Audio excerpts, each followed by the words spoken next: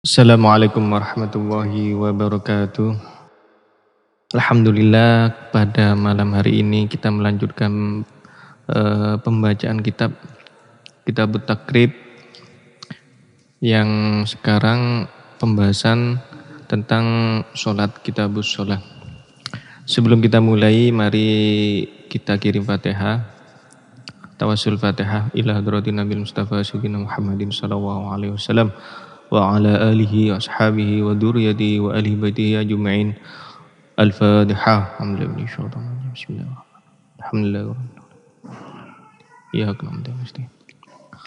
Al-Fatihah khususan muallif hadzal kitab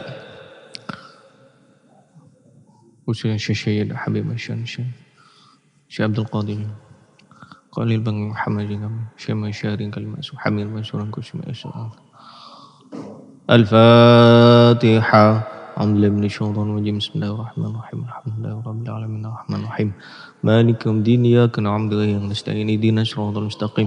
Shiratal ladzina an'amta 'alaihim ghairil maghdubi 'alaihim waladdallin. Amin.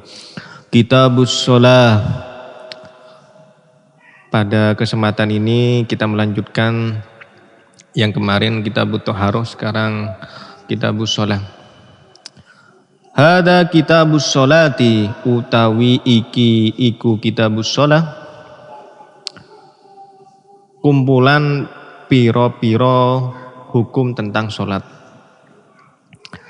As-sholatu utawi sholat al-mafrudatu kang diwajibaken iku khomsatun ono limo rupane sebentar. As-sholatu utawi sholat mafrudatu kang diwajibaken iku khomsun limo rupane khomsun iku adz-zuhru sholat duhur wa awwalu waktiha utawi awale waktune sholat duhur iku zawalus syamsi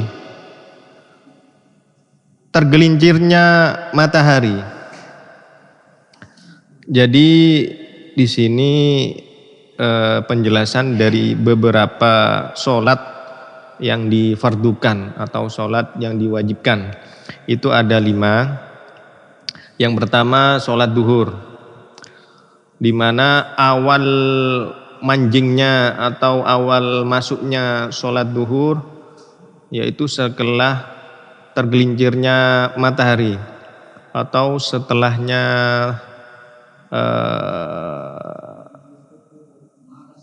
waktu duha untuk awalnya. Wa akhiruhu lan utawi akhire waktu sholat duhur iku idza syara nalikane dadi apa dhillu kulli syai'in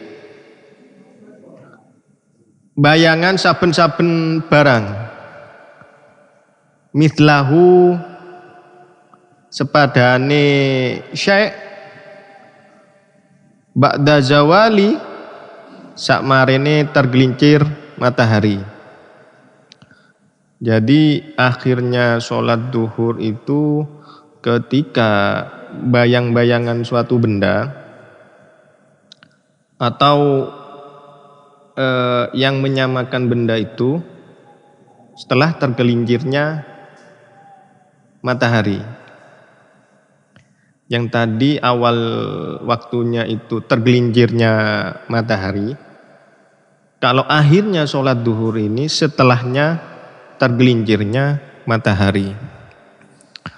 Wal asru lan sholat asar. Yang kedua itu sholat asar.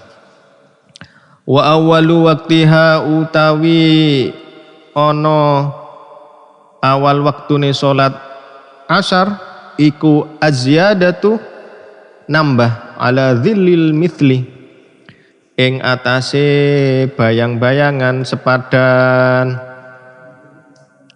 Wa akhiruhu lan utawi akhire sholat asar fil ikhtiyari ing dalem waktu ikhtiyar iku ila dzillil mithlain maring bayangan loro, 2 kali lipatnya suatu benda. Yang pertama tadi awalnya waktu sholat asar itu bertambahnya bayang-bayangan yang sepadan. Itu awal sholat asar, dan akhirnya sholat asar itu bayang-bayangannya itu dua kali lipat dari benda itu. Misalkan yang pertama itu kalau yang duhur itu pas sepadan. Nah, ini bayangannya itu 2 kali lipat. Jadi agak agak miring kalau dalam bentuk bayangan matahari. Wa fil jawazi lan ing dalem waktu jawas wenang iku ila guru bisyamsi maring terbenamnya matahari. Wal maghribu. Nah ini, jadi sholat asar itu diperbolehkan masih sampai terbenamnya matahari. Tapi sebagus-bagusnya kita melaksanakan sholat yaitu sholat pada awal waktu.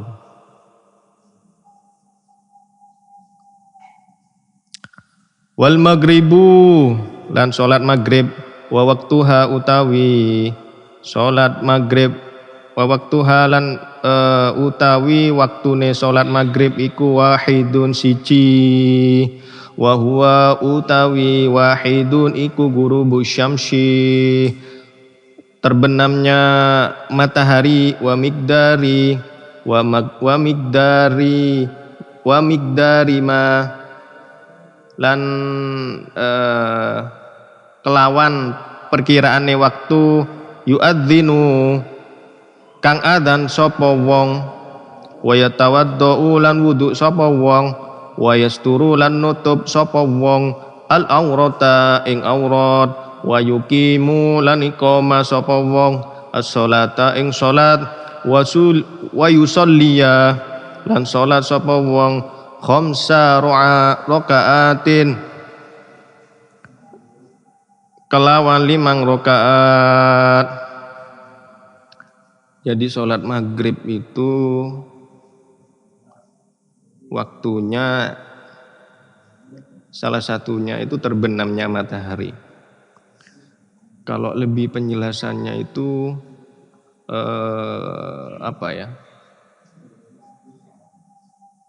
awannya itu masih kemerah-merahan. Jadi itu masih masuk waktunya maghrib. Wal isya'u dan sholat isya wa awalu waktiha dan utawi waktune awal sholat isya iku idza goba nalikane ilang opo asyafaku mega al ahmaru mega merah kang abang.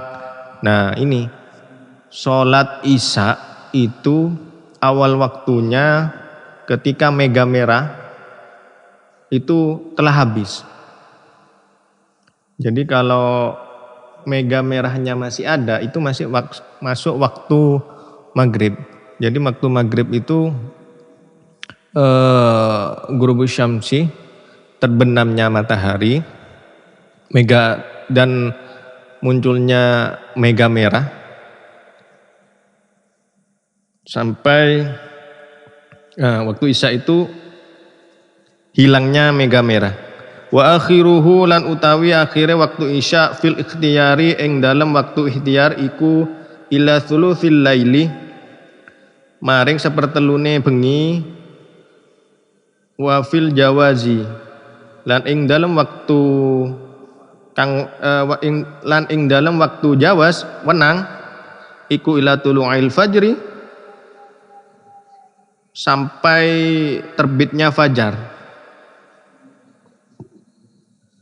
Dan isya itu mulai mega merah hilang sampai sepertiga malam dan diperbolehkan sampai terbitnya fajar.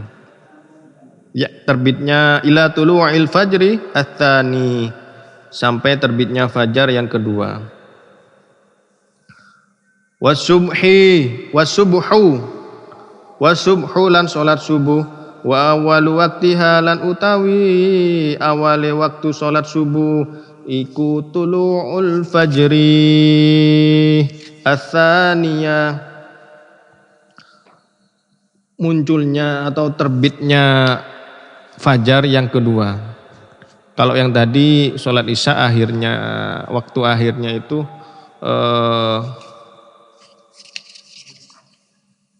terbitnya fajar yang kedua. Wa akhiruhu fil ikhtiyari, wa akhiruhu lan utawi akhire waktu sholat subuh fil ikhtiyari ing dalam waktu ikhtiyar iku ilal isfari, sampai remang-remang. Wa fil jawazi lan ing dalam waktu wenang iku ila tulu'i syamsi, sampai terbitnya fajar. Jadi sholat subuh itu diperbolehkan sampai terbitnya matahari. Tapi kembali lagi kita bahwasannya sebaik-baiknya kita melaksanakan sholat itu sholat tepat waktu, sholat pada awal waktu. Dan apalagi kita sholat berjamaah. Itu yang dari segi pahala sudah berbeda dengan kita sholat sendiri. Faslun utawi hada faslun fi syaraiti wujubis sholati, utawi iki iku fasal fi syaraiti wujubis sholati ing dalem pira-pira syarate wajibe salat. Wa syaraitu wujubis shalah, utawi pira-pira syarate wajibe salat iku salasatu asya, telu pira-pira perkara. Rupane salasatu asya al islamu Islam, wal bulugu lan balik, wal aqlu lan berakal sehat, wa huwa utawi kullun minal bulugi wal aql iku haddut taklifi, batasan taklif. Washolawatu lan utawi pira-pira salat al masnuna kang disunanaken iku khamsun limo. Rupane khamsun al aidani, salat dua hari raya, wal kusufani lan salat dua gerhana, wal istisqa'u lan salat jaluk udan, wasunanu lan utawi salat wasunanu lan utawi pira-pira salat sunnah, at-tabi'atu kang melok, kang ikut mengikuti lil faraidi maring pira-pira salat fardu iku sab'a syarata, pitulas. Apanya? Rokaatnya. Rupane pitulas iku rokaatal fajri, dua rokaat fajar, wa arba'un lan papat rokaat qabla duhuri, sebelum sholat duhur, wa rokatani ba'dahu lan dua rokaat setelahnya duhur. Nah ini sholat yang salah satu yang disunnahkan, sholat yang disunnahkan diantaranya rokaatannya. Jadi rokaatnya itu sholat fajar dan sholat qobliyah duhri dan sholat ba'dad duhri. Wa arba'un qoblal asri lan papat Qabla al-'asri sadurunge salat asar. Wa rakaatani ba'dal maghribi. Nah, ini. Jadi sebelum salat asar disunahkan untuk salat qabliyah asri, dan ba'da enggak ada. Jadi untuk asar salat ba'diyah enggak ada. Wa rakaatani ba'dal maghribi, lan loro rakaat sakmarine salat maghrib, dan 2 rakaat setelahnya salat maghrib. Namun ada suatu keterangan yang menjelaskan, jadi kalau ada orang yang sholat sunnah sebelum maghrib, itu saya pernah membaca keterangannya diperbolehkan. Maksudnya diperbolehkan, Rasulullah tidak melarang. Ada satu saat sahabat itu sholat sebelum maghrib, Rasulullah tidak menyuruhnya untuk berhenti, dibiarkan. Tapi dari keterangan yang disunahkan itu ba'da maghribnya. Jadi ba'da sholatul maghrib. Wa thalathun ba'dal isya'i, dan 3 rakaat ba'dal isya'i sakmarine salat isya. Yutiru, rupane salat witir sapa musolli, biwahidatin kalawan sak rakaat minhunna saking thalathun ba'dal isya'i. Jadi disunahkan ketika sholat isya itu kita sholat witir. Ada suatu keterangan yang menjelaskan kalau sholat witir ini bahasanya sholat penutup.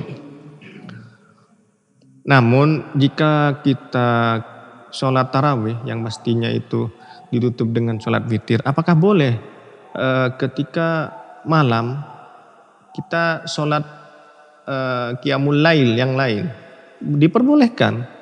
Namun tidak perlu kita sholat witir lagi, karena itu sudah dilakukan ketika selesai sholat tarawih.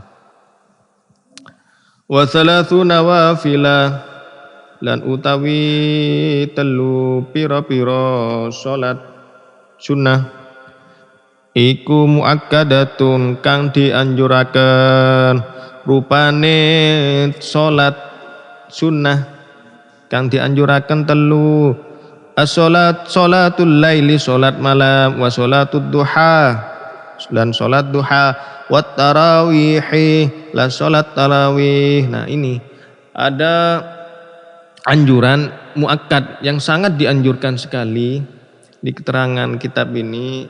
3 beberapa sholat sunnah yang sangat dianjurkan. Yang pertama itu sholatul lail, sholat malam. Kalau dalam bahasanya itu qiyamul lail, bisa sholat tahajud dan yang lain-lain. Itu sangat dianjurkan karena ada kata-kata di sini muakkadatun, sangat ditaukid di sini, sangat dianjurkan. Sholatud duha, dan sholat duha, wat tarawih, dan sholat tarawih ketika bulan Ramadan. Karena sholat tarawih itu adanya hanya di bulan Ramadan. Jadi kalau ada orang yang sholat tarawih itu selain bulan Ramadan, itu enggak ada. Saya belum pernah membaca keterangan tentang itu. Faslun fi syaraitis sholati qabla ad-dukhuli fiha. Hadza faslun utawi iki iku fasal fi syaraitis sholati ing dalem pira-pira syarate salat qabla ad-dukhuli sadurunge mlebu fiha ing dalem salat, wa syaraitus sholati ulan utawi pira-pira syarate salat qabla ad-dukhuli sadurunge mlebu fiha ing dalem salat iku khamsatu asya'a, 5 pira-pira perkara. Rupane khamsatu asya'a taharatul a'dha'i, Iku suci saking suci piro-piro anggota badan. Minal hadatsi saking hadis wan najasi dan lan najis. Ini beberapa syarat sholat sebelum masuk dalam sholat. Itu ada 5 beberapa perkara. Yang pertama yaitu sucinya beberapa anggota badan dari hadas dan najis.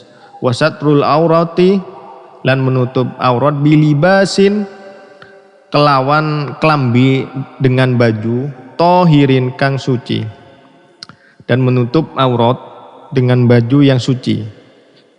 Wal wuqufi lan meneng alal makanin ing atase tempat tohirin kang suci, bertempat di tempat yang suci. Jadi sebelum masuk dalam sholat syarat-syaratnya yaitu pertama yang tadi badannya suci dari hadas dan najis dan menutup aurat dengan baju yang suci juga, dan diamnya, maksudnya diamnya itu kita mau sholat di tempat yang suci juga. Jadi meskipun di tanah lapang atau dimanapun, pokoknya yang sesuai syarat dan suci itu diperbolehkan. Wa ilmu bidukhulil wakti lan ngerti bidukhulil wakti kelawan mlebune waktu sholat, dan mengetahui kalau itu sudah masuk dalam waktunya sholat. Jadi bukan hanya kita dan harus tahu, oh ini sudah waktunya sholat duhur, oh ini sudah waktunya sholat maghrib, oh ini sudah waktunya sholat subuh.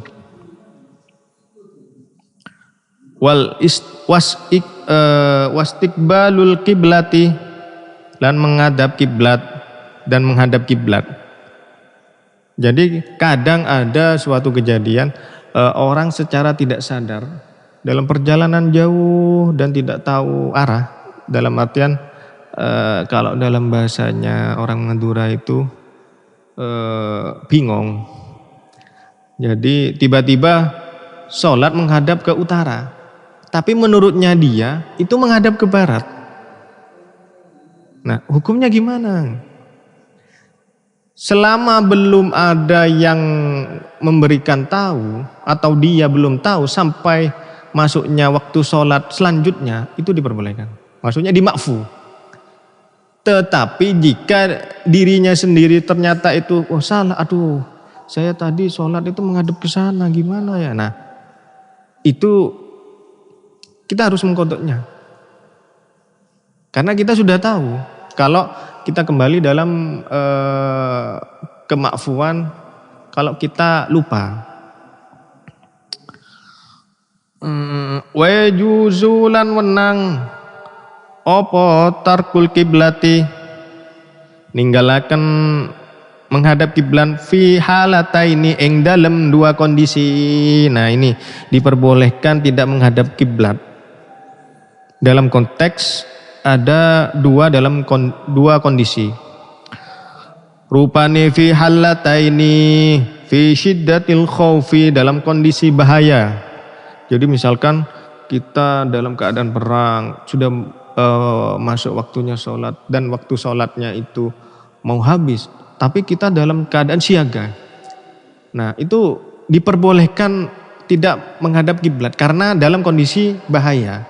Takutnya kalau menghadap kiblat nanti posisinya musuhnya ada di sana. Kalau menurut keterangan kitab ini di sini seperti itu. Wa finna filati